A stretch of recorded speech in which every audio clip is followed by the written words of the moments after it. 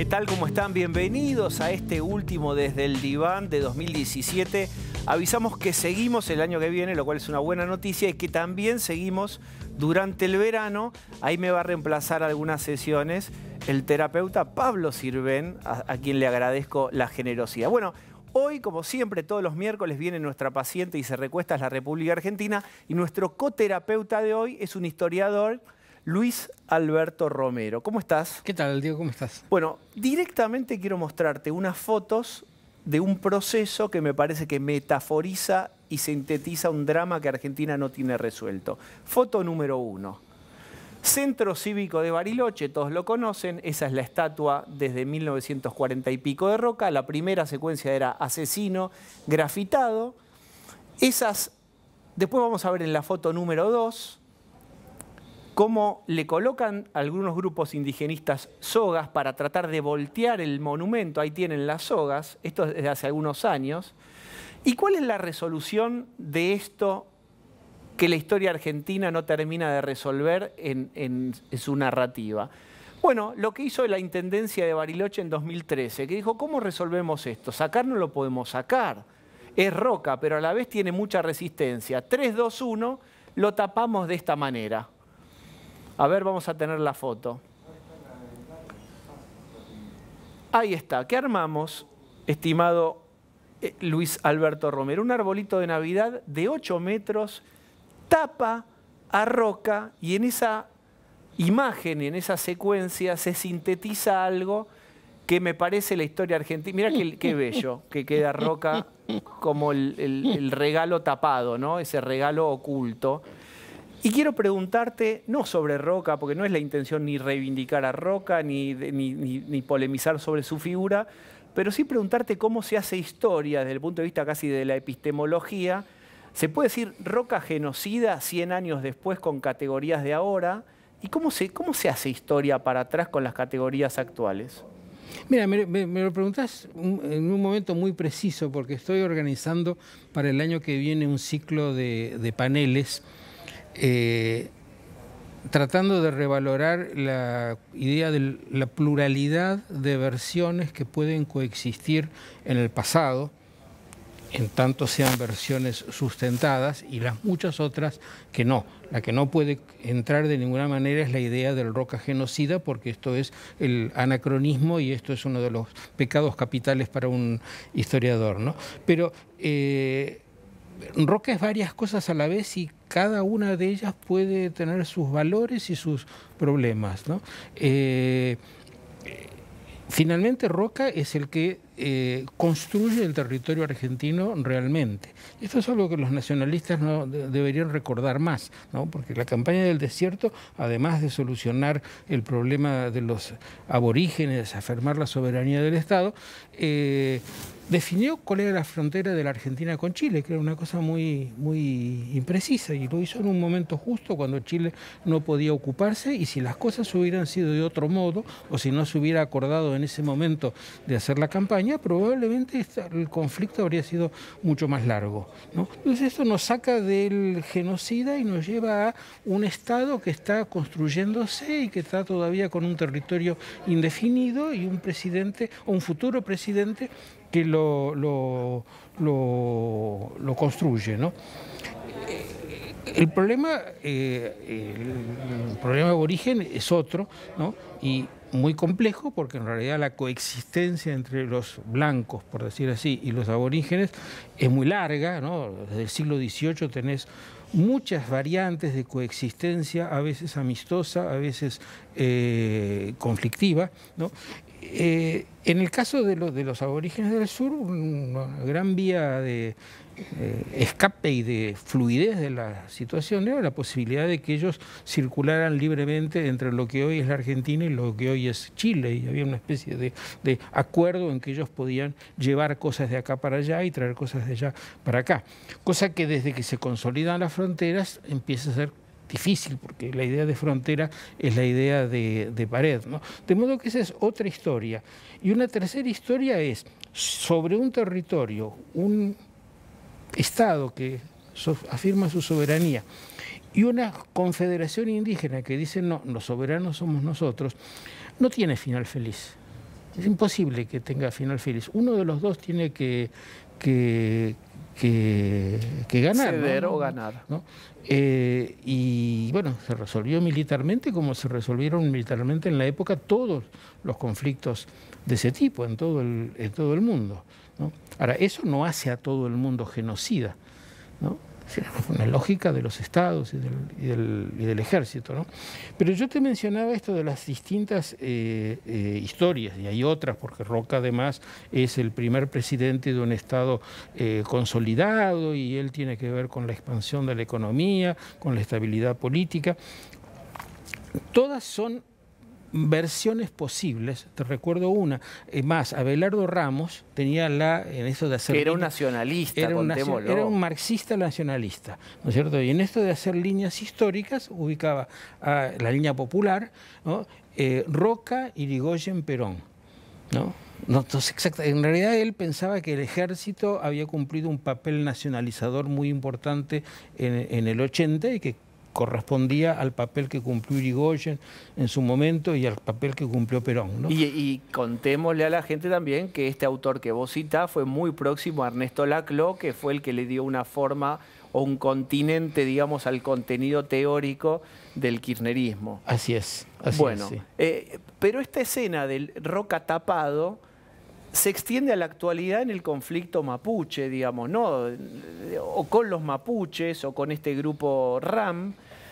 Y yo quiero llevarte rápidamente a una administración que el gobierno yo creo que no lo tiene resuelto, y es cómo se administra la fuerza de seguridad. Sí. Si es que vos coincidís conmigo en que el otro día Hernán Iglesias Cilia, que es de jefatura de gabinete, dijo, todavía no tenemos un guión sobre qué hacer con la fuerza de seguridad. Absolutamente, yo te diría que es un problema, bueno, es un problema que todo el mundo tiene de alguna manera, pero en la Argentina yo creo que es un problema que se agudiza a partir de la última dictadura militar, que destruyó varias cosas. Una de ellas es la estructura interna, la estructura ética, diríamos, de las fuerzas de seguridad, ¿no? Quedaron muy mal y siguen estando muy mal a pesar de todos los intentos. ¿Dijiste la estructura ética? Claro, la idea de que son una fuerza de servicio, la idea de que Como vos dirías que hasta la dictadura había una columna vertebral que vertebraba la fuerza de seguridad, que había cierta conciencia ética de servicio y demás. Siempre en términos relativos, porque si vos le preguntás esto a una persona que vivió en 1950, te dice, no, claro, son coimeros, qué sé yo, pero visto en perspectiva me parece que hay un salto muy grande que se nota mucho en la policía bonaerense.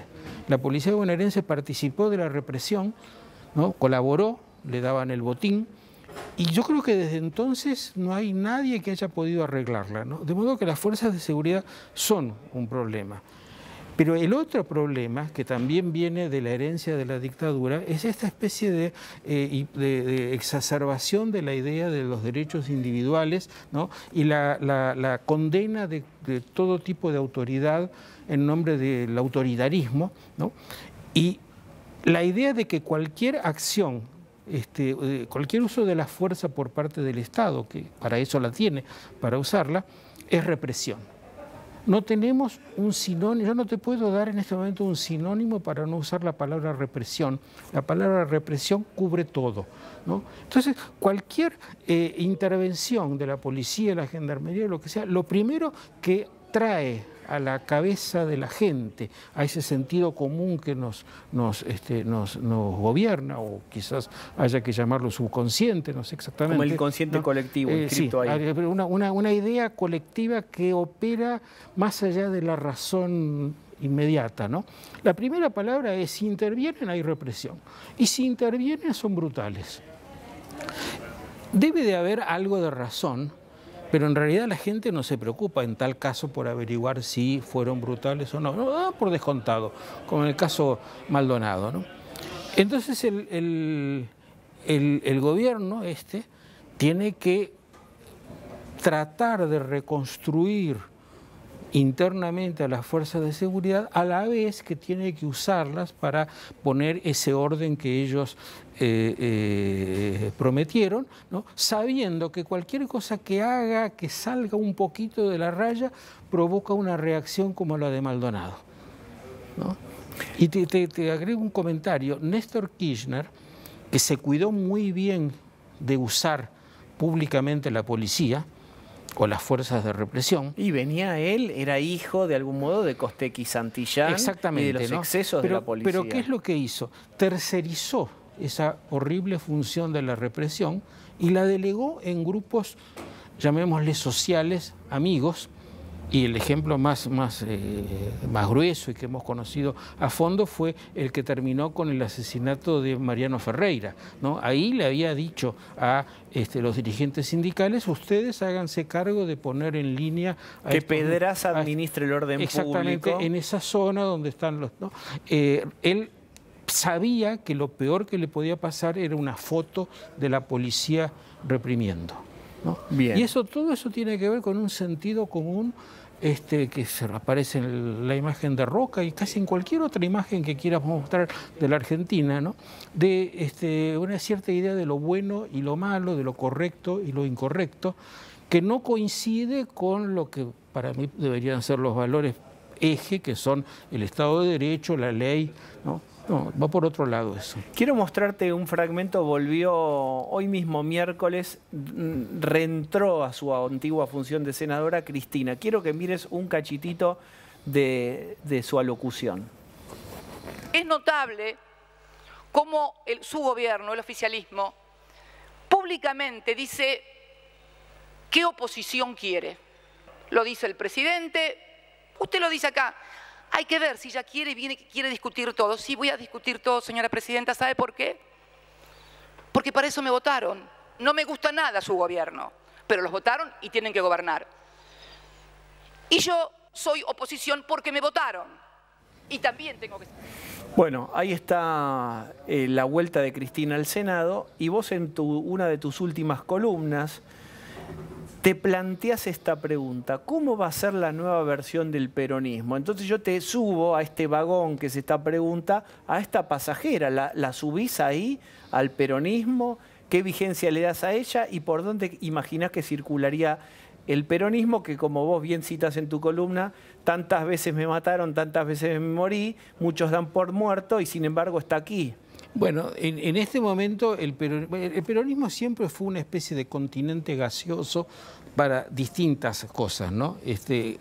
Anudado por la figura del líder, que en este momento no lo hay, entonces hay varias zonas coexistiendo en la zona, ¿no? Una de las cosas que existe es Cristina. No esta Cristina que está hablando en el lenguaje más correcto posible de la institucionalidad republicana, el gobierno, la oposición, etcétera, sino la Cristina que inspiró a los diputados del jueves 14 y del lunes 18, que adoptaron... Cuando se hacía la reforma previsional. La reforma previsional, que adoptaron la posición de romper, como fuera, la sesión, conseguir el levantamiento, en el interior del recinto patoteando a los diputados peronistas, al presidente de la Cámara, y en el exterior agitando el ambiente, yo creo que con la esperanza de tener muchos heridos y quizás un muerto.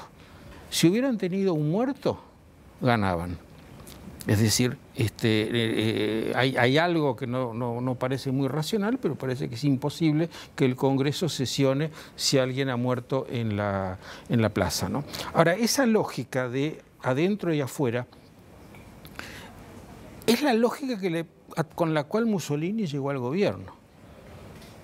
Mussolini armaba el gran lío en la calle, aporreando con la porra o con la marcha sobre Roma, y él en el Parlamento se ofrecía como el que podía controlar eso si le daban todo el poder, ¿no? Y antes de Mussolini muchos otros, porque esto es algo que se conoce casi desde fines del siglo XIX, ¿no?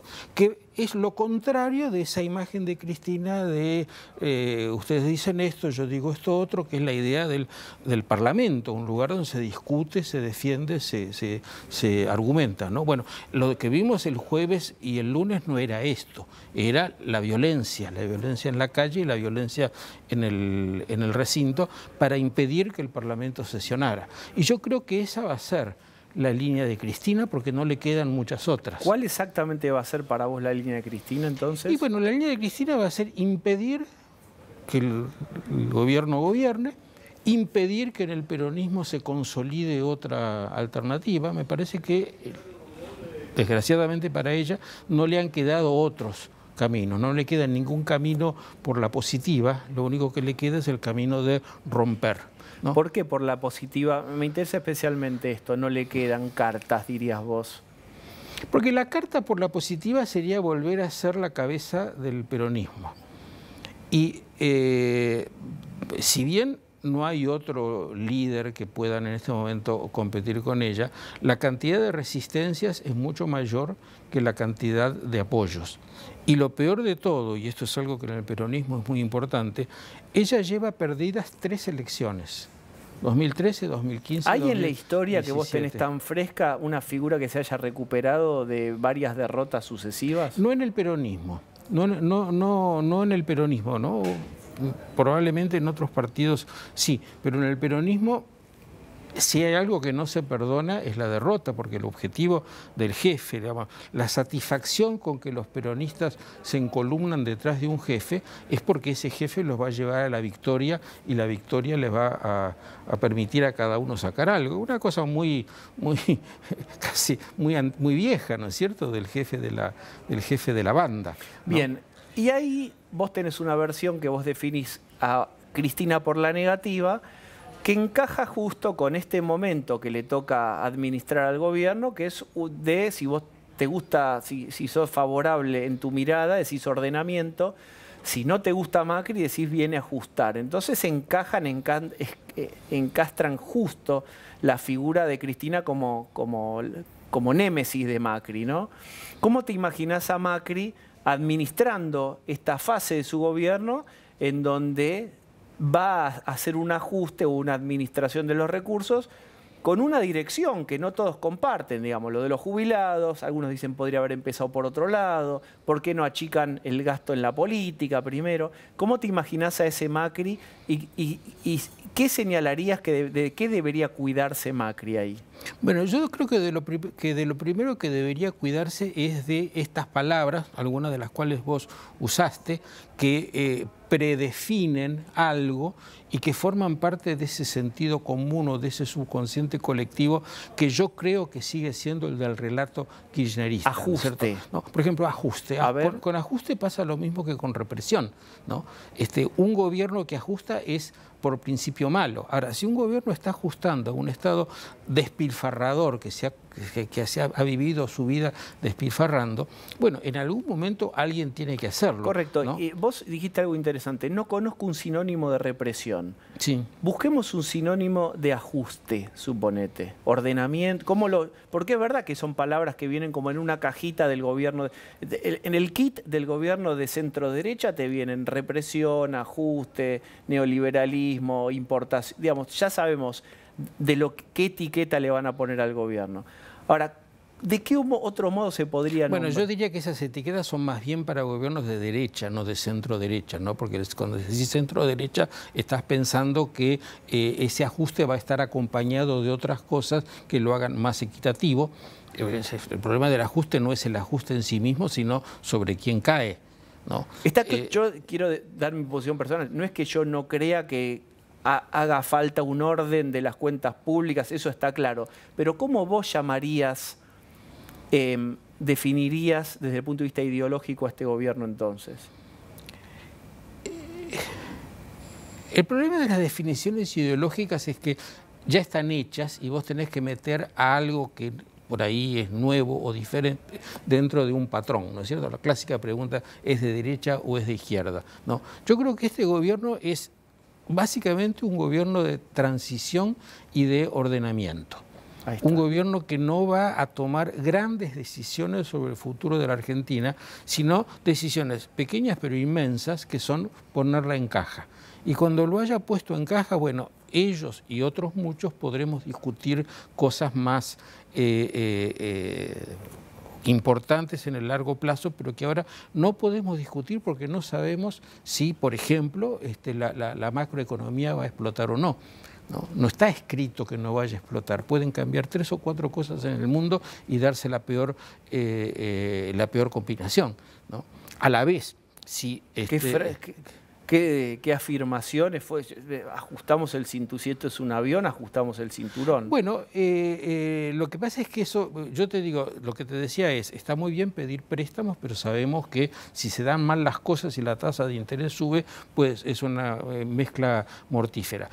Si vos ajustás demasiado para que rápidamente las cuentas den, tenés una explosión social, ¿no? O te explota el dólar, o te explota la deuda, o te explota el pero social. Es que esa es la situación. Es la situación como yo me imagino al gobierno, ¿no? En cada uno de los casos, lo más fácil es una explosión. Es decir, hay tres cosas que no pueden resolverse independientemente porque cada una desencadena la otra, ¿no? Y me parece que el gobierno está ahora...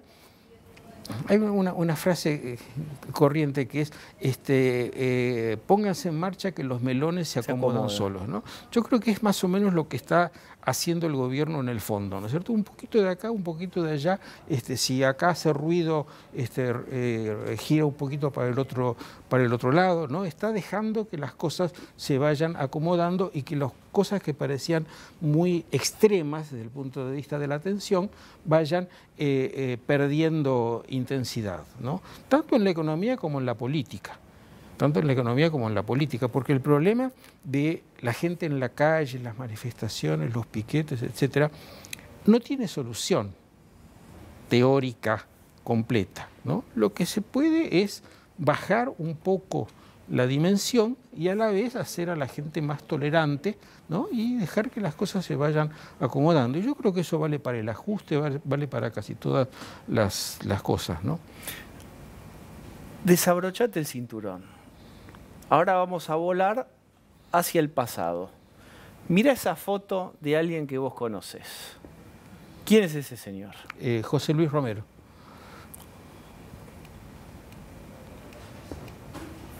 Secundariamente mi padre, pero básicamente es un intelectual notable de la Argentina. Me encantó cómo espaciaste el nombre y el rol de tu parentesco.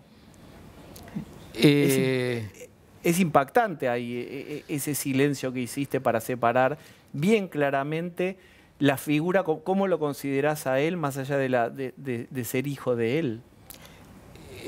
Yo estoy prácticamente desde que murió, estoy muy dedicado a conservar vigente la obra de mi padre. Ahora estoy construyendo un sitio web donde quiero poner toda su obra escrita, junta, como para que sea una especie de gran edición de obras completas, y hago muchas otras cosas en este sentido, ¿no? No quiero decir que lo estoy haciendo como hijo, porque esto achicaría un poco la importancia de lo que yo creo que estoy haciendo, ¿no? Lo hago porque me parece que es una figura realmente singular en la Argentina que se puede seguir leyendo y sigue siendo muy, muy actual, ¿no? Por eso no quise decir es mi padre, aunque yo, si no fuera mi padre, probablemente no me ocuparía de esto, ¿no? Pero lo hago porque creo que su valor intelectual es muy notable. ¿Y cómo fue elegir ser historiador con ese papá? Eso ya es una pregunta de terapia, ¿no es cierto? Alguna cosita te teníamos preparado. Sí, en realidad no podría decirte en qué momento lo elegí. No recuerdo casi haberlo elegido, fue casi fluir natural. En algún momento pareció claro que yo me iba a dedicar a eso, pero no tomaba la decisión. Un día mi padre me dijo, mira, era decano en la facultad en ese momento, me dice, mira, el martes cierra la inscripción, si vas a anotarte tenés que decidirte el ahora, emplazamiento, ¿no? Temporal, hijo, basta de dudar, hay una fecha ahí adelante. No, pero no me dijo que me anotara, me dijo, si querés, anotate, ¿no? Yo por lo menos no había hablado de ninguna otra posibilidad, ¿no? En realidad, cuando empecé me di cuenta de que me gustaba mucho, independientemente de la atracción de mi padre, porque cuando empecé conocí otros historiadores y vi que la cosa me gustaba. ¿Y a tu padre le gustaba mucho la carpintería? Sí, la carpintería y la jardinería, y una jardinería que en la casa de Pinamar ya era de escala de parquista. Tenemos, ¿no?, 2 minutos, pero yo no quiero que nos perdamos de una maravillosa anécdota, si es que es verdad, En algún momento tuvieron que construir con sus propias manos los muebles de esa casa de Pinamar, incluso las camas, incluso la cama de huéspedes. Y vos mismo construiste la cama para un huésped que hoy sería impensado, que es Ernesto Laclau. Así es. ¿En qué año? ¿50 y pico esto? 58 sería más o menos. ¿Cómo fue sí. eso? Ernesto, te presento. Bueno, Ernesto era el novio de mi hermana, así que en realidad estaba ahí en calidad de novio de mi hermana, ¿no? Tenemos media hora más de la programación porque ahora empieza lo lindo. Era el novio, vos tenías entonces casi una familiaridad con Ernesto Laclau. ¿Y ya discutían? Sí. Mira, yo era muy chico para discutir con él, tenía 13, 14 años, ¿no? Lo que sí recuerdo bien es que lo odiaba porque absorbía a mi padre, ¿no? Y me dejaban a mí en el costado, ¿no? Y creo que es un sentimiento que he mantenido por razones diferentes a lo largo de toda la vida. Fueron cambiando las racionalizaciones, pero el odio sigue intacto. No, odio no, pero antipatía, ¿no? Antipatía, ¿no? Ese tipo no me cae gordo. Bueno, te agradezco mucho, me reí de buena gana, yo creo que nunca me reí tanto como con tu anécdota de Ernesto Laclau. Y simplemente quiero recordarte que tu padre digamos, construiste como carpintero una biblioteca a 4 manos, que es que los dos escriben historia y lo hacen muy bien. Sí, inclusive hubo unos años en que trabajamos juntos y solíamos decir que teníamos una especie de sociedad anónima donde cada uno integraba su parte y salía un producto colectivo. Estimado Luis, tenemos que dejar. Yo me estaría encantado de seguir, pero no podemos. Te agradezco especialmente por haber estado acá. Les agradezco a ustedes por habernos acompañado en esta primera temporada, ahora que está tan de moda decir que todo tiene temporadas tipo Netflix, y nos encontramos ya el año que viene, que cierre muy bien el año. Gracias.